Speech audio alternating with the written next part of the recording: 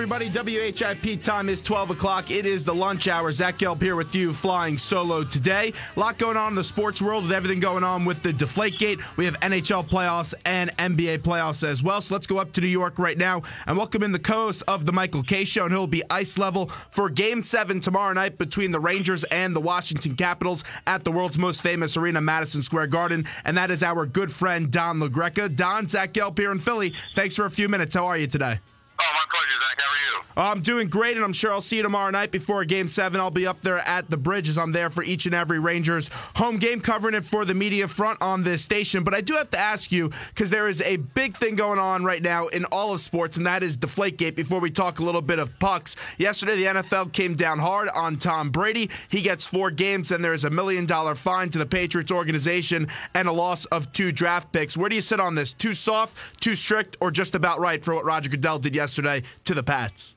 Well, I think it's about right. 4 games in the NFL is pretty strong. I mean, that would be the equivalent of somewhere in the neighborhood of 40 games in Major League Baseball. And he's the face of the franchise the first 4 games of the season, including, the opener against the Pittsburgh Steelers on national television. So, maybe you could have went a little stronger. The integrity of the game is always going to be on the line with these things. And when people compare it to what happened with Ray Rice or what happened with Ray Lewis, I mean, those are individuals that did wrong things. But when people start to think that the game that they're watching is being compromised, that what they're seeing isn't real, then the integrity can come breaking down. And I always go back to the Black Sox scandal of 1919. None of us were alive at the time, but historians tell you that it took Babe Ruth to hit 60 home runs for people to care about baseball again. Once people don't believe what they see, when the confidence is compromised, that's when the golden goose can get slayed. And right now, football's never been more popular. It's never been more dominant. But if you're looking for ways in which the popularity can wane, get people to not believe what they see. The Patriots have been defying the odds for years. This is a dynasty that has, that when you're not supposed to have dynasties with the salary cap, you've got a quarterback that's overcome the odds of being a 6th-round pick and becoming a Hall of Famer. If you've got people starting to wonder, is Bill Belichick great? Is Tom Brady great? Are the Patriots great because they cheat and they break the rules? Then it all comes tumbling down. So the 4 games seems pretty right to me.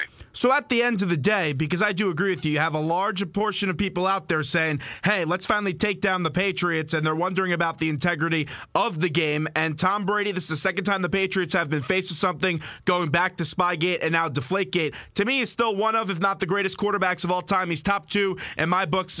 Pick your poison between Joe Montana and Tom Brady. But how will this affect the legacy of your mind of Tom Brady when you get down the road at the end of his career and start talking about the Hall of Fame and all the accolades and where he matches up against the all-time greats? Well, it's always going to be in the conversation, right? I mean, when he dies in his obituary, this is going to be in the second paragraph. When people discuss the history of Tom Brady, this will be discussed in the first minute to 2 minutes of the conversation. That's where the integrity of the sport and him break down. How can it not be the topic of conversation? I mean, this is going to be attached to him the way steroids are attached to Alex Rodriguez, the way gambling allegations were always attached to Shoeless Joe Jackson.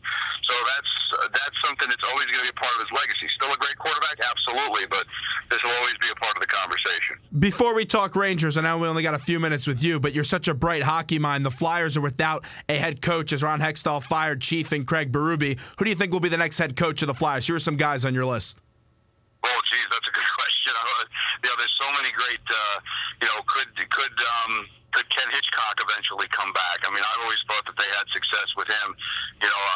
That's a really good question of different people. I thought, Pete DeBoer did a lot of great things with the New Jersey Devils. I mean, I was somebody I would think to tap into. I think it was wrong that he got fired by the organization. I thought it was wrong that Berube was fired, too.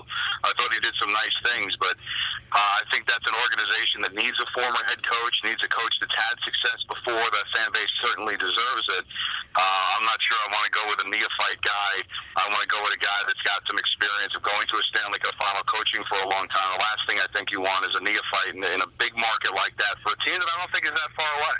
DeBoer's the guy I want to see get here, and I love the fact that he has that experience, and I don't think he didn't get a fair shake with the Devils towards the end of it, and also we can't forget about the job he did with the Florida Panthers. But I do want to get to the big Game 7 between the Rangers and the Washington Capitals, so you'll be ice level on 98.7 ESPN New York along with Kenny Albert and Dave Maloney. Ovechkin guarantees victory, and Ovechkin has never got to an Eastern Conference final. All the pressure is on him. Everyone's picking the Rangers to now win this Game 7 after coming back from a 3-1 deficit. Are these comments from Ovechkin and the guarantee, is it a desperation tactic, or is he just confident enough that his group going to pull out the Game 7 win? You know, when you listen to the comments, Zach, it doesn't sound like it was that crazy. It wasn't sound like it was that calculated. I just think it's a guy that's trying to speak from confidence. He realizes that he is in deep. He realizes that if he doesn't win this Game 7, he's one of the great players in this game that's never been out of the second round before. He's failed internationally, so he knows he's going to get destroyed if they lose this game. So why not add a little bit more pressure to him? Maybe take it off of everybody else. But quite frankly, when I hear the comments, I'm not sure exactly how calculated they were. I just think it's a guy saying he believes they're going to win the game. I didn't read Mark Messier or Joe Namath into it. I just read a guy that, just feels like his team's got a chance to win. So maybe I'm giving him a little bit too much credit for deflecting the attention away from the rest of his team. But certainly he can't have more pressure on him than he already has, so why not add a little bit more and see if you maybe can't deflect it away from some of the other guys that have never been in that situation before. And the Rangers are the hot pick for this Game 7. The President Trophy's winner. They come back from down 3-1, and they're going to be on home ice, which what should be a raucous atmosphere tomorrow night at Madison Square Garden. And everyone's picking the Rangers to win this Game 7. I was talking to Keith Jones earlier this morning, and he said, book it, Rangers win. No doubt about that. If you had to make a case for the Caps to win this Game 7, what's your case? Well, I don't know if I completely lean on this, but you did hear the fact that they came back from 4-1 down, made it interesting. The team has never died. The team still believes. They've done a lot of good things in this series. They won 3 of the first 4 games. They blocked shots. They've got a goaltender that has been spectacular in this series. And I do think, Zach, you hit the reset button when you go to a Game 7. I'm not sure there's a lot of momentum, a lot of carryover. But maybe the biggest thing is just being due. I mean, this Caps team has been decent for a while outside of missing the playoffs last year. They banged on the door many times. Eventually, when do you crack the seal? This team hasn't been to a Stanley Cup final since, back in 1998. So it's a long time. Maybe this is finally the time for Barry Trotz. Maybe this is finally the time for Ovechkin. And how many more times do they get a chance to do this before you just wonder if it's ever going to happen? So honestly, if I'm a Washington Capitals fan, I'm thinking just law of averages. Eventually, one of these times, it's got to work out for you. On the other end, 9 consecutive wins on home ice, facing elimination for the Rangers. How good they've been in Game 7s in the last few years. Maybe it's time for the warmth to turn for them too. But just from the way the Rangers have played and the way they've kind of figured it out, I'm hard pressed to think they'd lose. But that's exactly when the opposite ends up happening, when you think you got it all figured out. Don, if you would have came over to me in the press box at Game 5 and told me the Rangers were going to go on to get to a Game 7 in this series with about 5 minutes to go in that Game 5, I would have called you crazy because the building was absolutely dead and it looked like the Rangers couldn't solve Holtby. But then they get that bounce of a puck on the Kreider goal, and the next thing you know, they win the game in overtime and then get out to that quick start in a Game 6. What have you seen from the Rangers in that final 5 minutes of that Game 5 and what you saw in Game 6 that got them to solve Braden Holtby a little bit? Well, I think the thing they figured out is how to try to avoid the Capitals blocking all those shots. In the last Capital victory, they had 25 block shots. They've had 28 combined in the last 2 games. And you look at the way McDonough scored the goal, it was step on waiting out the blocked attempt by Green, getting the puck to the trailer and McDonough for the goal. And now you're seeing some of the shots that were being deflected away from Holtby now are causing the goals. Both goals scored in Game 5 were deflected off of Capital players. So now you're seeing the law of averages change a little. I was talking to Eddie Olczyk yesterday about it, and he said it's very similar to the Los Angeles Kings in the finals last year. The Rangers started to figure them out. They just ran out of time. Maybe that Kreider goal gave the Rangers more time to have the law of averages catch up with them and have the break start going their way.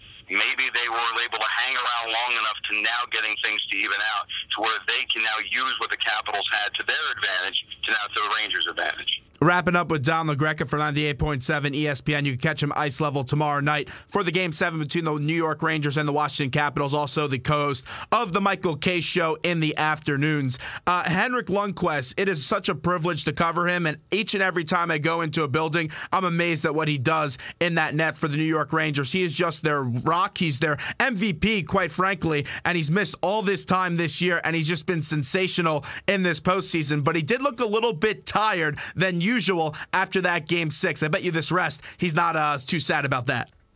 Well, I'm talking to people that were in that building. It was inordinately hot, and obviously what he had to do in the final 10 minutes of that game was tremendous heavy lifting. So I wouldn't worry about him being fatigued going into this Game 7. They did have the extra day. As you said, he missed 25 games during the season, but I just think it accentuates how hard he had to get through those final stages of the third period.